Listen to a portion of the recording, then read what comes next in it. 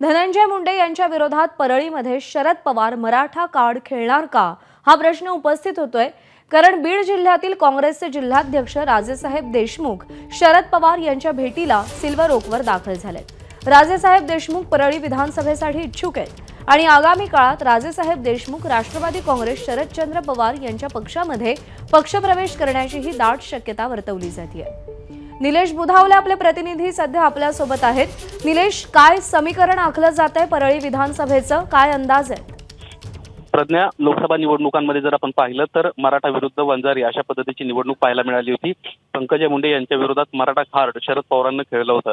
आता पुन्हा एकदा अशाच पद्धतीचा प्रकार परळी विधानसभेसाठी शरद पवार करतायत का हे पाहणं महत्त्वाचं राहणार आहे। कारण बीड जिल्ह्याचे काँग्रेसचे जिल्हाध्यक्ष राजेसाहेब देशमुख हे आता शरद पवारांच्या भेटीसाठी सिल्वर ओक निवासस्थानी पोहोचलेत।